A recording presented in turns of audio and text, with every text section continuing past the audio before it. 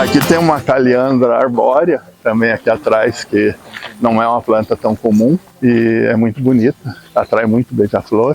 Ela chega a ficar até com 6, 7 metros de altura. E tem muitas que os pássaros plantam, né? Ali tem uma pimenta longa, que é nativa. Primavera de folhas variegatas, mas ela dá na mesma planta, né? Ela dá flores roxas, flores brancas e tem várias, agora está com pouco, mas o normal ela tem na mesma penca várias cores. Ela tem a mistura, tem uma flor com metade branca, metade roxa. É uma primavera enxertada, foi selecionada nos Estados Unidos, chama Mary Palmer. Essa é uma primavera butiana, bola de fogo. É uma primavera original. E o que muitos não sabem é que primaveras, né, diferentes são multiplicadas por semente para sair as novas espécies. E elas têm essas florzinhas brancas, né, que são chamadas de Três Marias, até, que é um dos nomes populares dela. Aqui que faz a polinização. Quando é bem polinizada, você vai na planta, a flor seca e fica pendurada na planta, como aquelas flores ali. Quando elas estão penduradas, você vai nela e busca sementes. Ixi, está sacatando semente agora. Quando ela está gorda e firme, só de você, se você apertar, você vai achar algumas com sementes vingadas. Tem uma variedade arbórea, que é uma das originais, que é muito fácil encontrar sementes. E ela chega a 20, 30 metros de altura. Em São Lourenço, em Minas, tem as maiores do mundo. Ela tem umas plantas bem gigantes lá. E os viveristas, né, eles percebem alguma coisa diferente na planta, vai selecionando. Essa é difícil de reproduzir por estaquia. Você planta as estacas, ela brota, mas não enraiza. Muitos agora ficam encantados com as punks, né, com as plantas alimentícias não convencionais diferentes. Aquele ali, o primeiro nome que eu conheci ele, o Vaião do Norte. Depois, pêssego do mato. Essa primeira que está florida. Ela é muito melífera, mas ela é uma uvaia gigante, amarela, só que ela cheira forte, cheira alho e cebola. É um atrativo até para macaco, para fauna. Mas o que é interessante é você usar o fruto dela meio verde em molhos, tudo você usa em receitas salgadas. É muito gostosa. Para comer não é todo mundo que gosta por causa do cheiro forte que ela tem. E o gosto de alho também, alho e cebola. Ela equivale ao durian brasileiro. Olha, essa planta aqui alguém conhece? Essas de folhas gigantes. Essa daí também tem uma história bem interessante, né? Porque era uma planta que Dom Pedro I, Dom Pedro II gostava muito pelas folhas, quando ela é mais nova. Depois eu vou mostrar umas que tem nos vasos. Ela é muito bonita para colocar dentro de uma casa, num jardim. E ela é parente assim, do abil, dá um fruto polpa amarela, bem gostosa. Poucas pessoas consumiram ela no Brasil. Mas era uma planta que começou a ficar já em pouca quantidade na natureza desde a época do Império, porque a madeira era boa para mastro de navio, tudo eram importadas. Mas de repente se descobriu que ela estava extinta, bem dizer, em estado selvagem no Brasil. E foram pesquisar, é um escritor português que viu essa planta no Jardim Botânico de Coimbra, se eu não me engano. Que daí ela foi presenteada pelo imperador. E lá não frutifica. Mas em Sydney, da Austrália, frutifica bem. Em outros jardins botânicos, por exemplo, na Argentina, ela também, por causa do frio, não frutifica. Mas daí ele começou a pesquisar, catalogar as espécies e foi buscar as do Jardim Botânico do Rio de Janeiro. E não existiam mais nenhuma nos locais que eram para existir. É uma planta que não morre cedo, ela dura mais de 500 anos. Então ela deveria estar lá. E o que acredita-se que quando proclamou a República, era a árvore símbolo do Império. Então todo mundo era lindo cortar elas, né? Foram dizimadas, sobraram muito poucas na natureza, tanto que agora, 20 e poucos anos depois, que as primeiras mudas que foram formadas vão começar a produzir. Essa daí deve produzir com mais...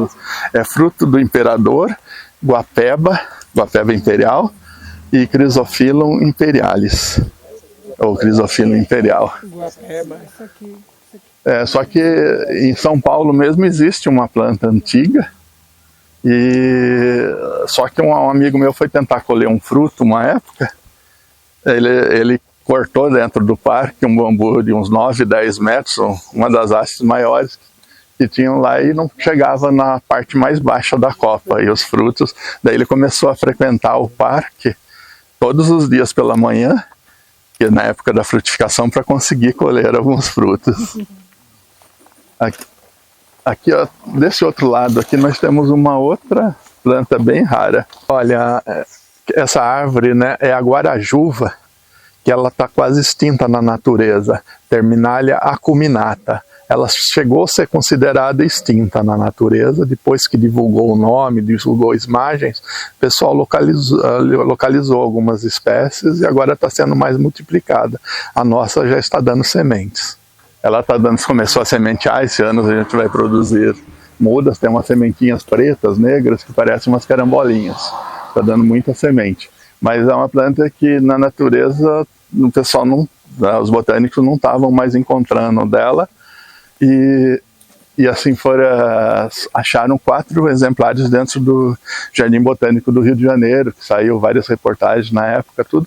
Mas quando se divulga uma planta, como aconteceu de divulgar o fruto do imperador, daí o pessoal vai atrás e descobre, né? Depois descobriu algumas plantas antigas dela na natureza.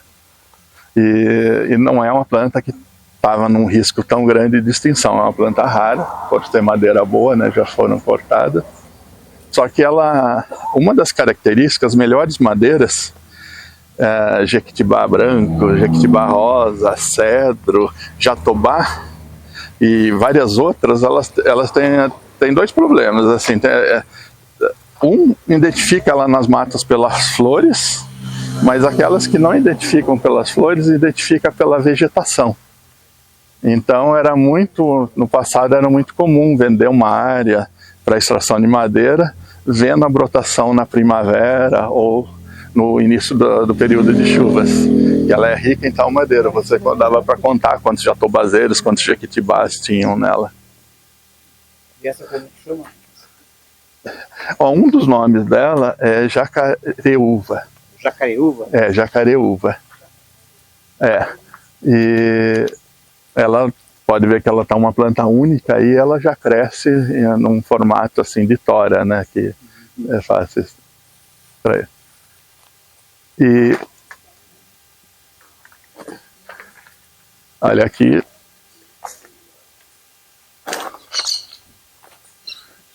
esse daqui é um jambinho da Austrália. Essa é uma outra palmeira também que não é tão comum. Agora ela não está tão bonita, mas ela é interessante que ela cresce como a árvore do viajante, com folhas de 2 lados, tá? E quando ela dá semente, que agora vai sementear, ela morre. Num parque em Santo André foram plantadas várias plantas que sementearam uns 2 anos antes que essa. Essa é do Himalaia. Dos pés do Himalaia.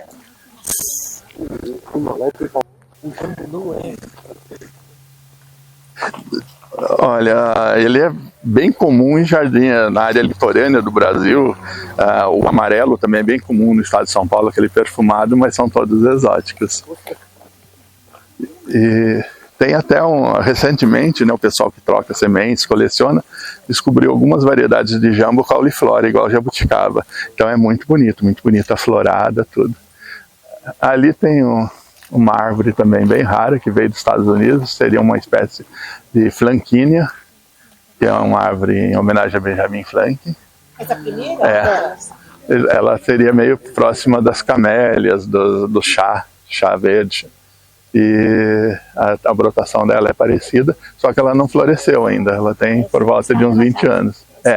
Essa até ela era uma caixinha de sementeira do lado do escritório, que eu fiquei hospitalizado, tudo, ficou meio abandonado. Quando eu voltei, estava enraizada no solo e ela ficou ali. E eu acho que com o tempo eu vou ter que tirar aquele banheiro dali para abrir espaço para ela continuar, mudar um pouco o projeto. Por enquanto ela tá do lado da construção, mas eu vou ter que mudar, por exemplo, aquele banheiro, fazer num outro cantinho e fazer outro banheiro para a árvore ficar lá. Que eu acho que é uma das únicas quase no Brasil. E aqui é a flamboyant mirim, só que tem uma fileira que a gente usou como se fosse um quebra-vento. E é algo, aqui no viveiro, quem está andando, vocês vão procurar, cadê o sombrite, tela de sombreamento, cadê os plásticos, as estufas. Nós somos um viveiro como que era da forma antiga. Só não tem, por exemplo, os telados, só que feitos de bambu, né? Que seriam aquelas armações que antigamente faziam sombra com bambu. Eu preferi árvores, uma porque traz a fauna, né? Você tá mexendo nas plantas, às vezes tem tucano, tem vários pássaros, você escuta um barulho. Esses dias eu achava que tinha britadeira trabalhando perto da minha casa e era um pica-pau que eu acho que ele amola o bico dele na calha, mas é um barulho intenso. Mas tem muitos pássaros, acho que tem mais de uns 80 tipos diferentes, até precisaria catalogar alguém que quiser vir. Aqui é um bambu negro, né, vara de pescar, de cor negra.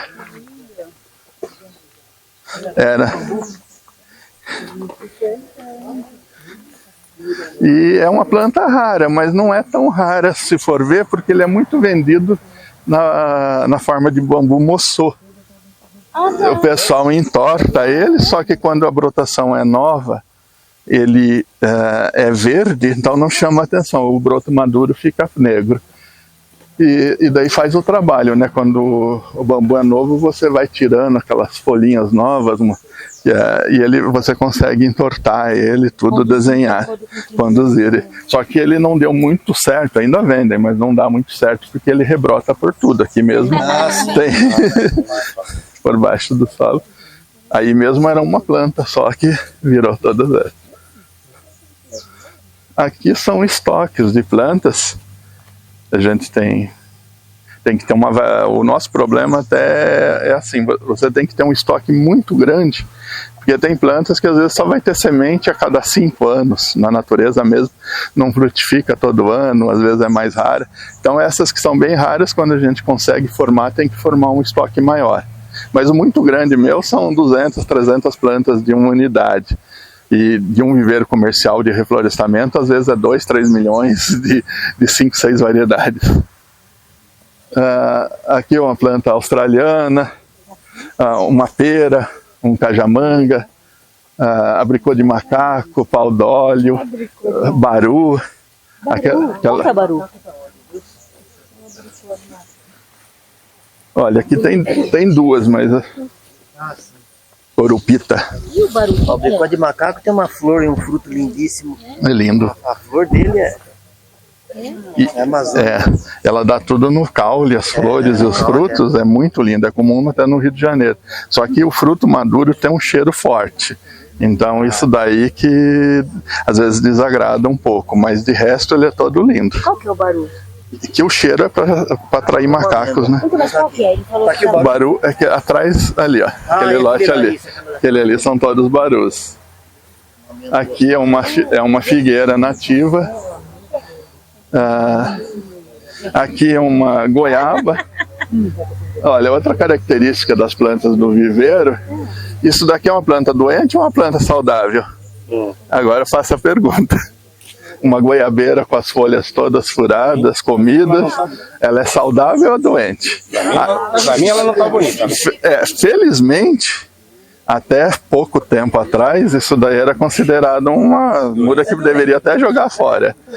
E não venderia. Mas o pessoal, quem quer uma planta maravilhosa, sem furos, tudo eu falo, você leva para sua casa, compra os venenos, intoxica ela de veneno e come o fruto envenenado. ela fica bonita, mas o seu organismo ela vai ficar bonita, mas o seu organismo não. Na natureza, sim, tem um besourinho que ele ataca determinado mês do ano. Quando chega, não é o flamboyant que atrai ele, mas quando está na época da florada do flamboyant, se a florada do flamboyant atrasar ou adiantar, esse besourinho vem depois. E aqui em Limeira é muito comum que ele foi até apelidado de besourinho de Limeira. É um que vem muita quantidade mesmo, e eles deixam as folhas da goiaba que às vezes você vê só as nervuras, fica até um desenho bonito. Tem pessoal que até procura as folhas para fazer biojoia, para banhar ela de ouro. Porque fica aquele esqueleto, falam folhas esqueletizadas. Então isso daí tem valor agregado, esse tipo de folha hoje, quando ela tem o formato de um esqueleto. No Cerrado, uma das extrações que fazem é dessas folhas, para poder vender para o pessoal de biojoias. É muito bonito. Se você procurar folhas esqueletizadas e banho de ouro, essas coisas, ou bijuteria, joias, você vai achar elas. Porque ela pode ser uma bijuteria de valor barato, mas pode ser uma joia de alguns milhões até. Porque vai ser uma joia única, né? Cada folha tem um desenho. Mas isso daqui é uma folha saudável. Isso daqui é uma certificação que o viveiro é orgânico, por exemplo, não tem.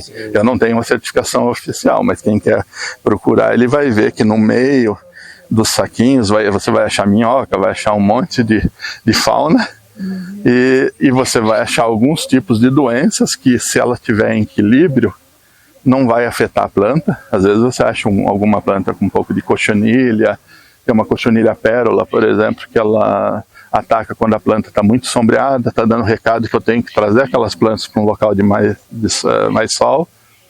E aqui, por exemplo, tem um besourinho que comeu, tem várias espécies, tem uma abelha que também vem buscar para fazer um casulo.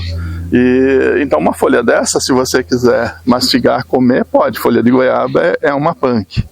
Então você, na realidade, tem pessoas que até consomem elas para certos tipos de doença, diminui açúcar no sangue, em suco, tudo. Então é uma planta natural. Tem muitas que eu vendo aqui que são para usar para chá, tudo que o pessoal, a maioria pode levar. A gente tem cítricas que chegam envenenadas sob encomenda, assim, a gente trabalha com elas, porque elas têm uma legislação que você tem que usar os químicos.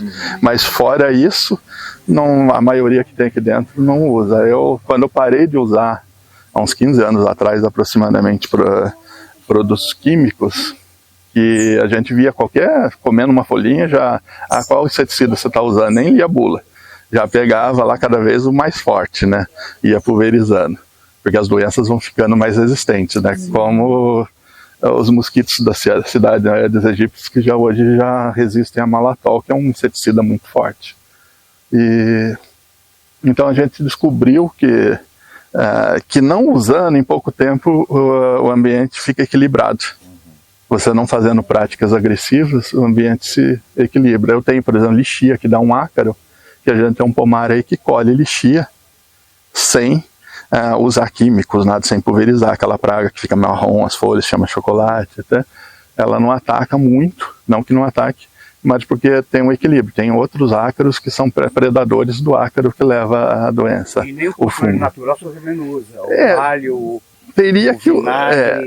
seria interessante usar para ter uma planta até com umas folhas mais bonitas.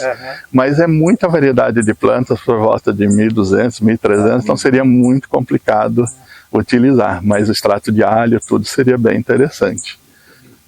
Porque o extrato de alho você pulveriza, você não mata o que está ali, você só espanta. E então naquele lote lá ele vai estar protegido. E mesmo assim a gente pode até utilizar às vezes uma pulverização química numa semente rara, por exemplo, quando está germinando, um fungicida, porque você precisa salvar, né? Só tem 2, 3 sementes daquela espécie, então você não pode deixar aquela para alimentação, né, dos insetos. Então naquele momento você tem que utilizar. Como eu não sou contra utilizar os inseticidas, tudo, mas tem que utilizar com cautela, da maneira correta, que hoje utilizam assim, a pessoa só vai usar um químico num determinado momento, no horário, e que não vai agredir o meio ambiente ou vai agredir pouco.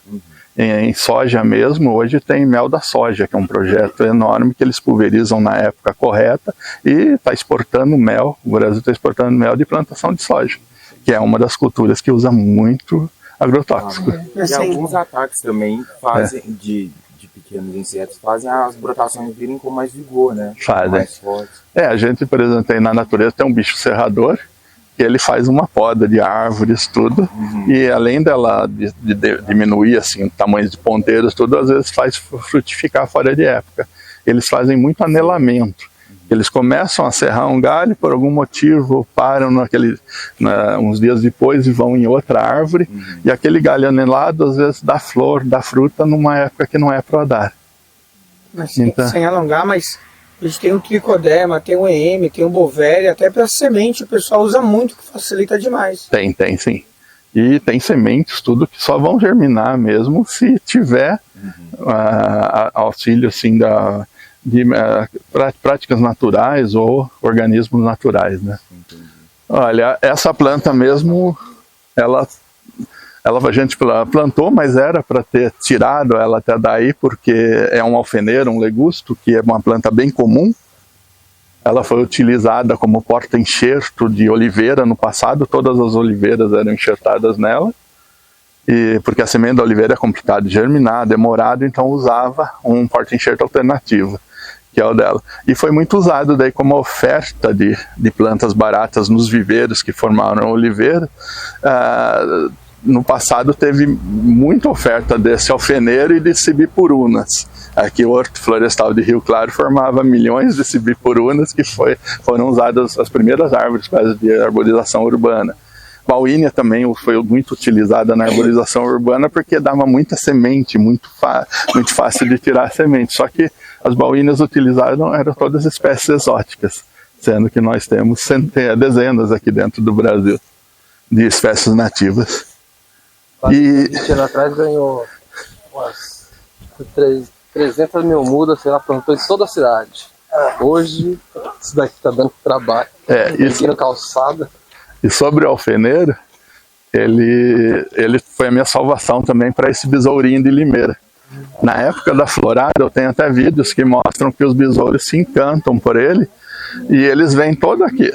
E as minhas uvas, por exemplo, que ficavam em condições péssimas, goiabeiras, agora quase não ataca. Eles ficam encantados por essa árvore.